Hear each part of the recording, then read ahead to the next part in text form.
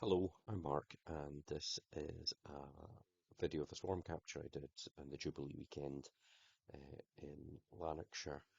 That would be the first weekend in June 2022. So I'm part of the Lanarkshire Beekeepers Swarm Capture line and thought I'd take this video to show some ideas and pointers on how to capture a swarm.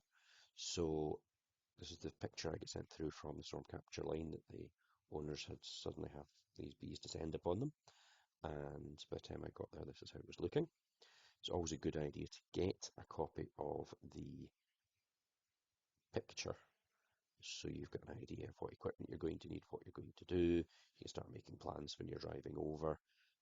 Obviously, do you need ladders? Do you not need ladders? In this case, it's just about shoulder height, head height, so it's nice and works. Plan originally in my mind was to sweep them in, but when I got there, you'll see it's quite a large swarm, bigger than I planned.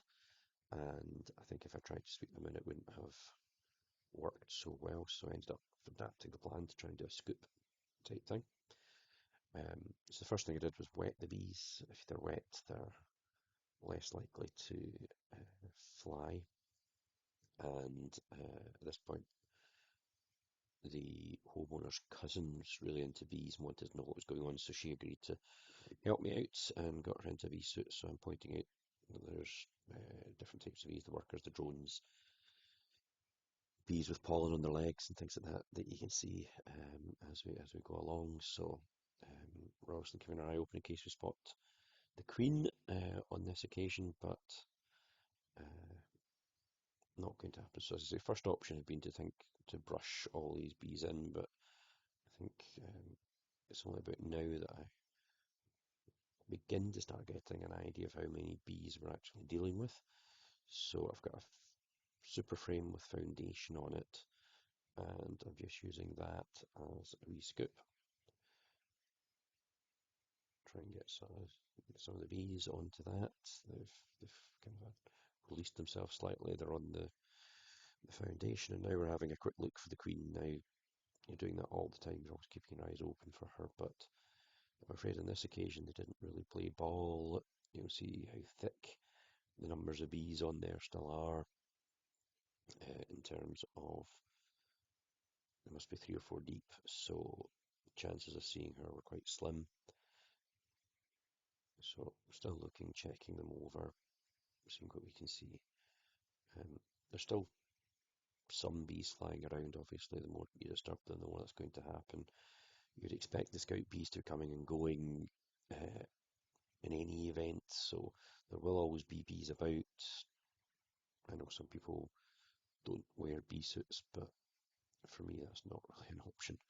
Uh, I think it's just madness. Uh, don't drop the frame, obviously, is another bit of sense. But here we go, scoop number 2 again. How are we getting on? What we're doing?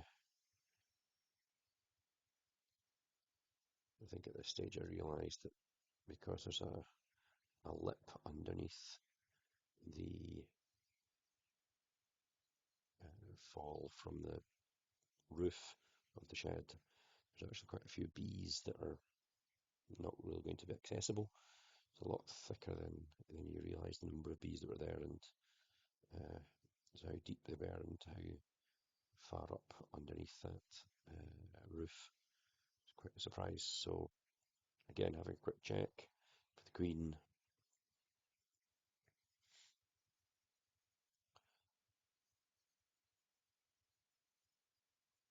And a quick check of what's left, because there's still some stuff obviously on the frame. At this point, I see something that might be a queen. Um, I didn't think it was, but uh, this could be a prime swarm. It could be a cask swarm. We don't know what state the queen's in. They've got. It could be a very little queen. It could be a big fat queen. We don't really know. We don't know if a big fat queen's been slung down so she can fly with them. Uh, if you see something you think is a queen, my advice would be clip it into a queen clip. If it's not the queen, it will either either get out or you'll know soon enough if it's not her.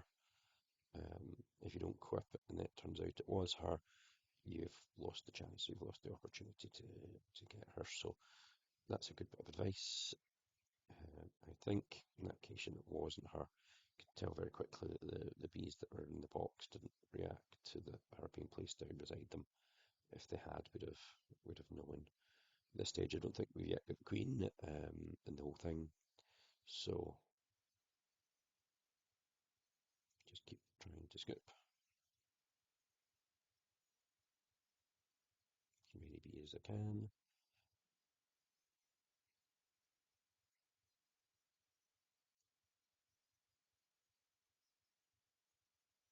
Another scoop full. Again, quick check for the queen, but don't think she's there. I've sped things up a little bit now in the video because you'll see that we'll just keep scooping.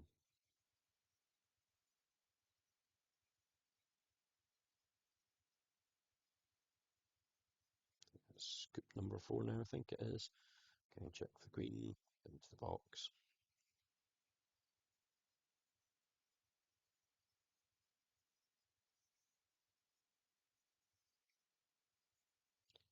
Next scoop in again.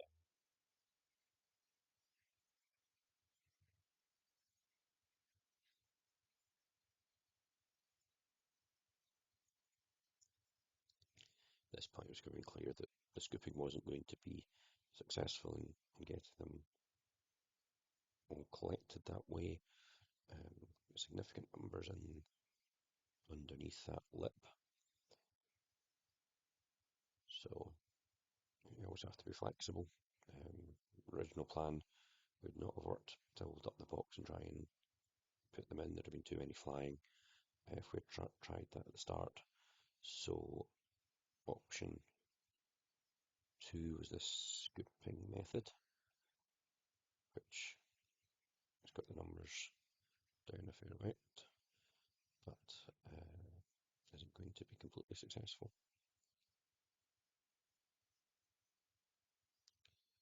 Third option, you'll see in a minute or two, was also tried.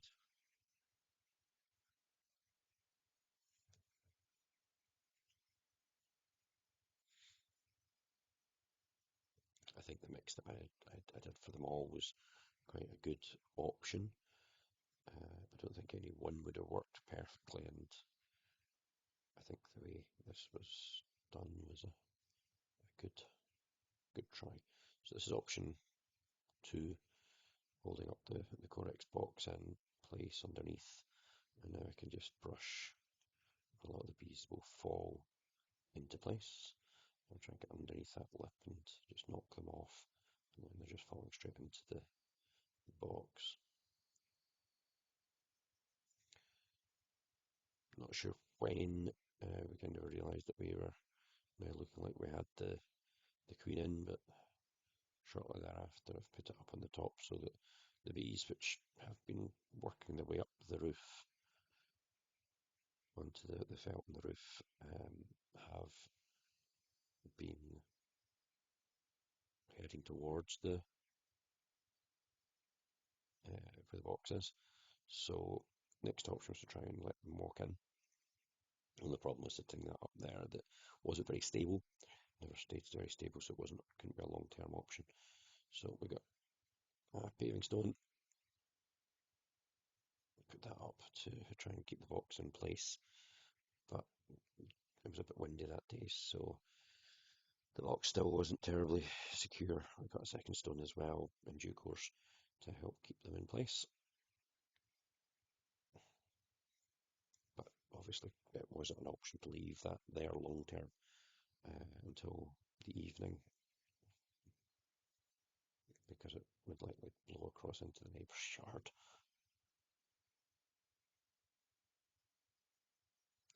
And all we'd have had was a burst open box and a lot of angry bees, and probably some angry neighbours as well. So at this point, we've got the bees starting to do their march in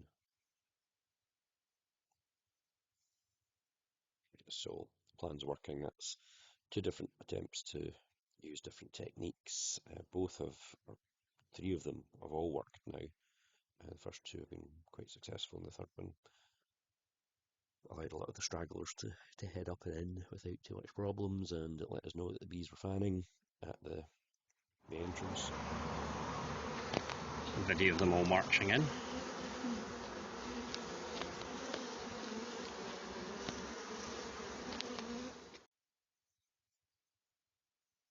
So you'll see quite a few bees now flying, a lot more flying after we gave them the brush.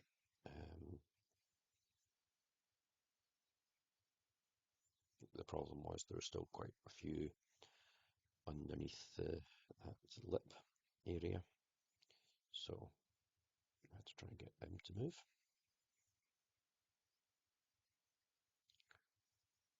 I'm using liquid smoke just now to try and smoke the bees. I'm using, I wanted to get a big lump at one end and a big lump at the other end of where they'd been, so they weren't running along that gap.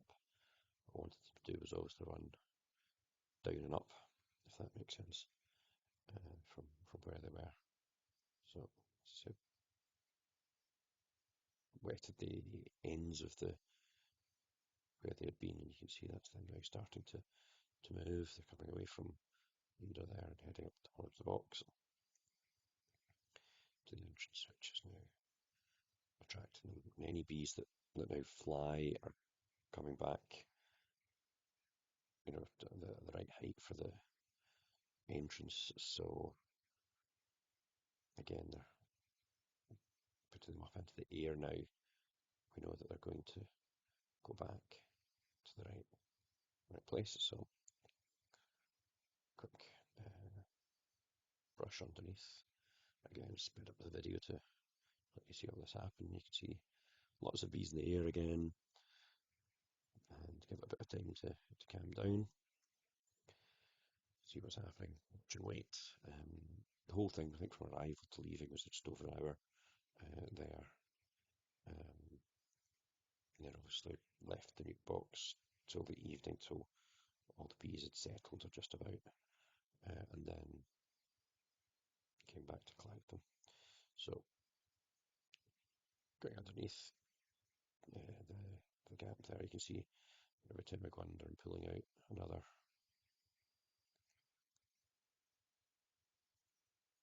pile of bees coming out with the brush. There's also quite a few getting up into the air and flying again, so slowly clearing out that wee crevice in there.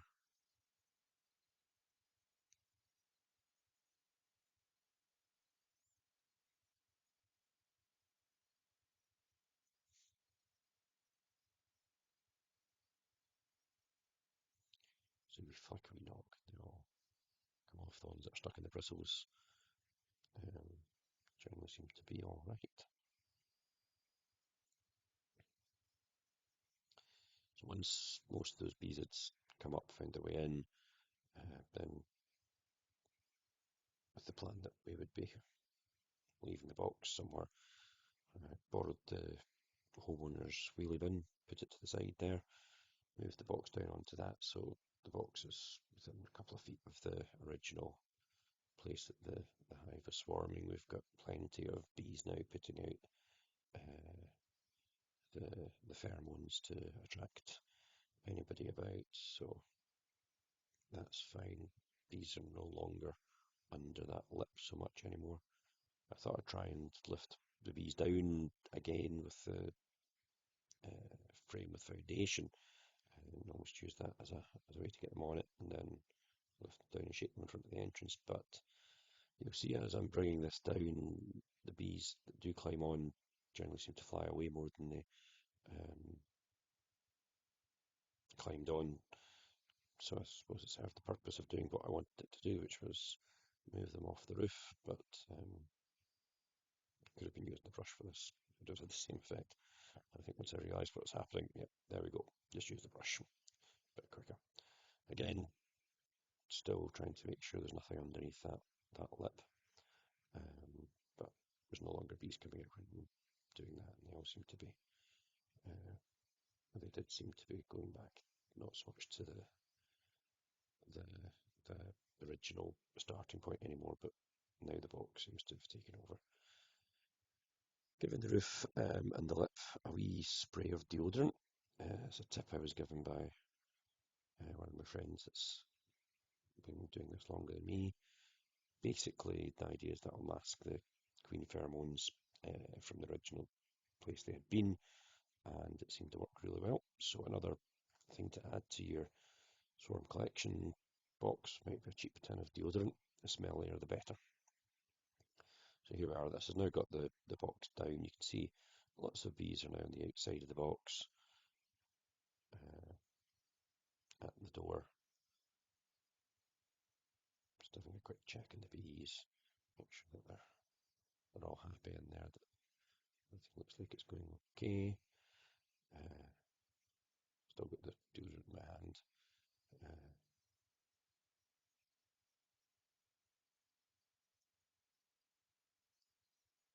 And that's it to be left till I think it was about 8:30, 9 o'clock when I picked them up. When there were very few bees left still flying around. Almost everything was in and none had gone back to the edge of the shed. So that seems to be them just about set for being taken away. So when I came back, didn't film it, but a piece of tape around the edge of the lid to stop anything from getting out, and then the entrance sealed down as well. So this is us now on to the next morning up at my apiary site. Bees are overnight in the Corex box, and some people don't like using Corex boxes at all. Don't have too many problems with them. I quite like them, so don't have a problem doing that. But I did want to get them into something a bit bigger sooner rather than later. And obviously, if the queen needs to get mated, the quicker we can get them released, the better. So this is a 5-frame 14 by 12 mating nuke box that I've made. Made some frames that have already been drawn out, so there's some wax available for the bees if it's already a mated queen. She can get to laying. If she's not, then there's something for her to lay in. There's something for the bees to put resources into at an early stage. So your drawn frame is always a very useful resource to have. So the entrance to the hive, always remember to open that up at the starting point. You obviously want the bees to orientate to that as quickly as possible, so that should have been opened at the start. Don't think you can't go and check these things. If you've done it, just go check it. Check it, do it 2 or 3 times if you have to. You'll see it, have a quick check to make sure it's all right at some point. So we're back with the liquid smoke again. Tap the box to get the bees down a bit. Get some smoke in there to calm them.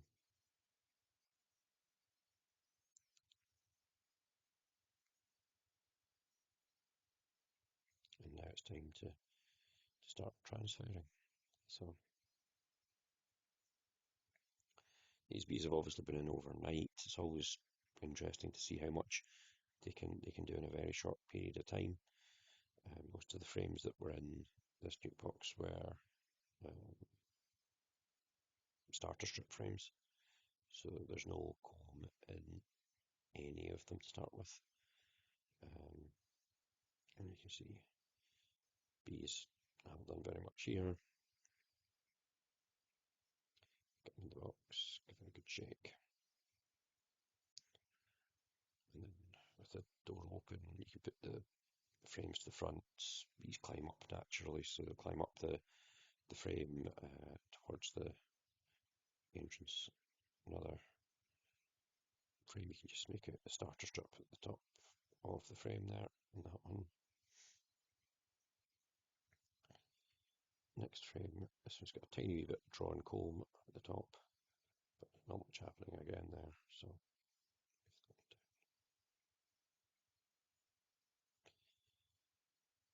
next frame, this one's a lot more drawn out. You can see there's the shape there of drawn frame. Again, shake down the bees, check what's going on. Nothing much happening there. And as I say, you can see certainly a lot more drawn comb on this one. Queen is generally attracted to new wax, so she's most likely to be on that frame. So give a quick inspection, see what's going on. What are we seeing in the cells? Are there any eggs? If there are, then we know we've got a mated queen. We can factor that into our plans. If we're not seeing any eggs, then we probably presume this is a virgin queen cast, and we'll put it in. What I did see, the first time I've ever seen it, looking at a swarm, was nectar. That's quite interesting because the bees would all have left with resources in their tummy, honey or nectar from the original hive, and some of those bees obviously burned up that resource to produce wax, which was then turned into new wax in that frame. Other bees must have taken that resource and put it back into the cells to be there for the good of the colony. The only place that it could have come from is from the original hive, because obviously those bees had been sealed in overnight, so no other options as to where the resources came from. So it's the first time I'd seen nectar put back into the cells in a swarm overnight. Don't know if it's just something I'd never seen before or never looked for, but something I'll probably look out for again and see if it's unique or not. But that's all the frames now across. The more drawn out ones are in. The bees that are there seem quite happy. Again, always check the box, have a look inside that. There's quite a few bees in there, you'll see, and let's knock them down and pour them out. But it's not the first time the queen's been in the bottom of a box when we've come to do something like that. My bee group had just that happen when we did a similar thing, installing a nuke into a top bar hive. The Virgin Queen was found in the nuke box after we'd poured all the bees in, or we thought. So we got a queen clip, we got everything else sorted, and then released her back into the hive. So that's the Corax nuke box just about finished. Move that a good few feet away from your new hive or new nuke box. You don't want them being attracted back to that box from the new one. This is me, I think, just having a quick check to make sure I did open the front door. And also checking to make sure that the bees that I've poured in aren't just all marching back out again. So take a step back, take a breather, check what's going on, observe. Everything happy, everything going okay. It all seems to be fine just now, so not much else to consider to do. So I think at this point I decided I'm just going to seal them up and put them away and let them go. So inner cover goes on next.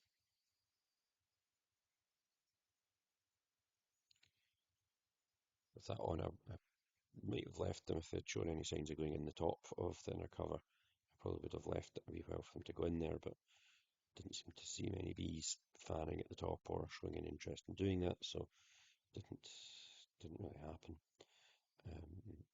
I said earlier, this is the beginning of June 2022. In Scotland, we have what we call the June gap, which is a time when we don't have much in the way of resources for bees for a couple of weeks in June normally. It can start in May, it can be more than a couple of weeks, but looking around, I was a bit fearful that the June gap was on its way. Some people say you shouldn't be feeding swarms because they come with all the resources they need. that's well and good, but facing the June gap, I thought maybe it's not a bad thing to give them some food. So I've got a block of fondant. It's already open at the bottom, so peel back the foil and put it on. Yeah, so good thing I did feed these, because shortly after taking this video I went down with COVID, so couldn't be inspecting the bees in any event to check on the resources or if they need fed or anything like that. So at least I know they've got resources to feed on if they were finding things a bit difficult. So upturned liquid feeder on top of the block of fondant, lid then goes on obviously next, waterproof lid, and once we've got that on, the only thing left to do is tidy up and strip things down. So start moving the frames, shaking off any remaining bees, take them back across and fill up the nuke box, the correct nuke box. I think it's at this point at the time that I kind of realise these are starter strips, and there's a bit of wax added to that. It's not quite the way I cut the wax that I added in, so that's it. So it'll all go in the Corex box. That'll go in the boot of my car, ready for the next time that we get called out for a swarm. So shake everything off, get it all sorted. Hope this has been helpful to people. I was a bit of an idiot in that in my first video I forgot to turn on the microphone on the video camera, so that's why you've got a narration rather than sound from the bees, but you'd have only heard road noises and a lot of buzzing on top of things. So don't know if this has worked out better or not. You know, if anyone wants to make a comment and tell me what they think, please feel free to do so. My next video, I hope, if I'm catching another swarm this year, I will be trying to get a video of the bee vac that I made last year. You can hear the background noise now, so you can probably decide what's preferable. Again, always remember health and safety. Deal with your straps, get them pressed under if you can. Not so important when it's your apiary and you're the only one around, and you wouldn't be the person to blame if you trip over it, but as a public apiary you want to make sure it's fine. So in front of the nuke box, bees seem to be quite happy around the entranceway there, making their way in, and that's it. So that's the end of the video. That's the nuke captured and transferred to its semi-permanent home. Hopefully you've enjoyed this, and see you in the next one.